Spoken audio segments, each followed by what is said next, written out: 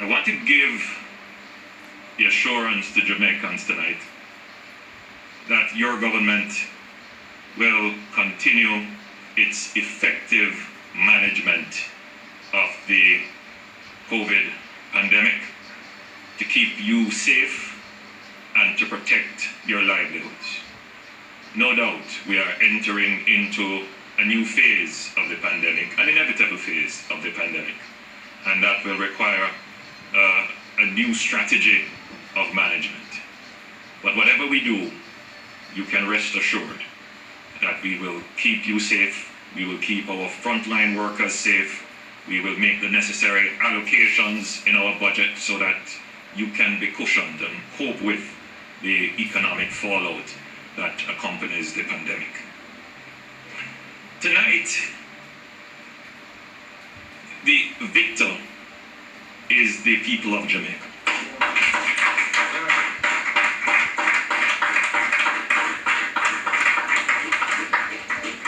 You came out in your hundreds of thousands and you participated in the solemn process of democracy. You voted. You expressed yourself through the ballot. There is indeed cause for celebration, but there is also, I would believe, significant cause for consideration. There are many Jamaicans who did not participate. There are many Jamaicans who, for fear of the virus, decided not to come to the polls.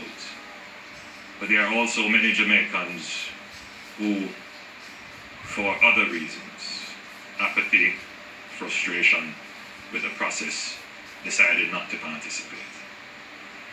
So even though we have this overwhelming majority and the people have given us the mandate that we require, we are still considerate of those Jamaicans who still look on with some suspicion, some concern, some apathy on the political process.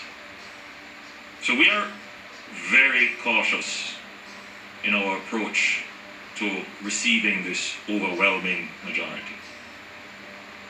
It must never be that the government that emerges from this victory takes on any characteristics of arrogance, of inhumility. It must never be that the government that emerges from this victory takes the people for granted in any way. As I stand here tonight, I am obviously happy to have won, but I want to assure all of you that I do carry this burden with great consideration of the expectations of not just those who elected us, but those who are looking on us for future decision as to whether or not they will participate in the process.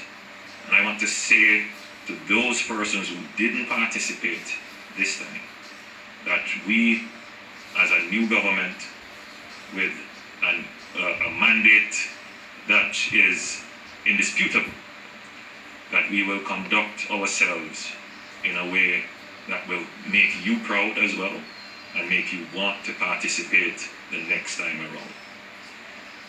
I raise this in my acceptance, and I don't call this a victory speech,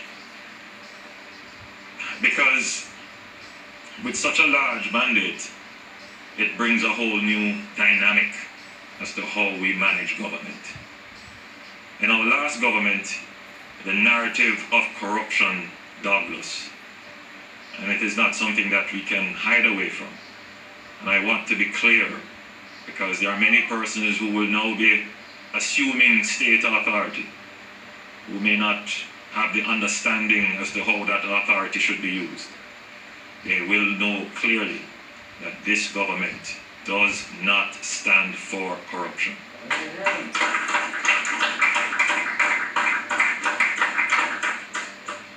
We have, as a country, managed to come to consensus on fiscal matters. on monetary policy. There is an evolving consensus on crime and violence, national security. We have a consensus developing around growth policy. But there must now be a clear consensus, strong position on anti-corruption. The mandate is also a victory for conscientious and thoughtful policy. And we saw manifestos being presented that were poles apart in terms of their content and structure. The manifesto that won is a manifesto that was realistic. The manifesto that was doable. And what it says to me is that the Jamaican politics, the Jamaican people are maturing in their outlook. They understand that populist policies can have a destructive impact on the national good. So, in that regard, Jamaica has won. We've had a very, by and large, a peaceful election, an election that can be emulated by other countries, and we must all cherish our democracy.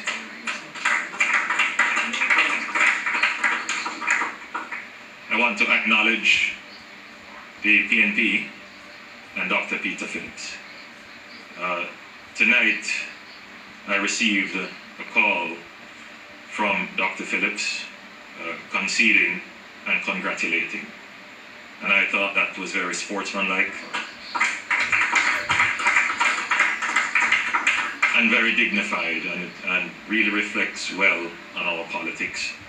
And I too obviously commended him on putting up a good fight. As I said today in an interview, politics can be like gladiator sport, but after it is finished, we must all try to be good sportsmen and sportswomen. And for good reason. The task ahead of us is not just for the Jamaica Labour Party. The task ahead of us is for all of us, including the PNP. And so tonight I also appeal to PNP supporters. Do not feel dejected. Join us in celebrating Jamaica's victory.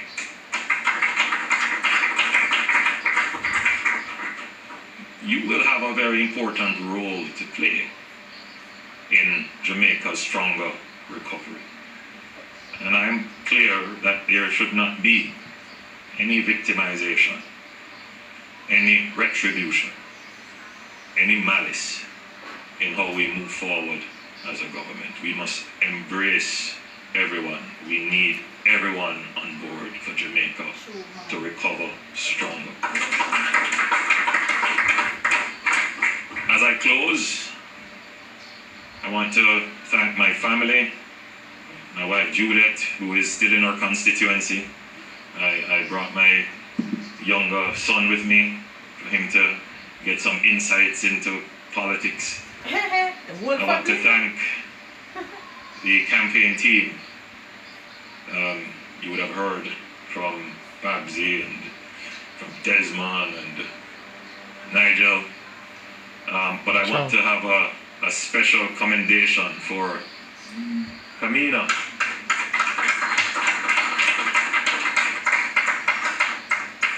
I want to thank the officers of the party, chairman, deputy chairman, and our very hard-working general secretary and his deputy general secretaries, and all who worked and participated. I put a word of prayer out for our deputy campaign chairman, Rudyard Spencer, who is in hospital at this moment. And I want to welcome our newly elected candidates.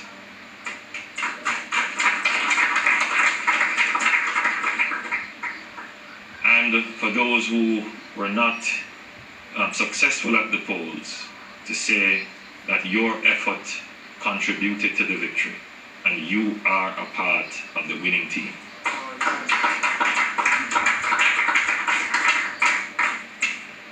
There were some unfortunate events today, which one of them I will acknowledge is the sudden death of a voter at the polls. I extend my sympathies to her family. But as I close, I give the assurance that with this large margin, this solid mandate, that we will be responsible. We will be responsible with the power that you have given to us. We will continue our good policy.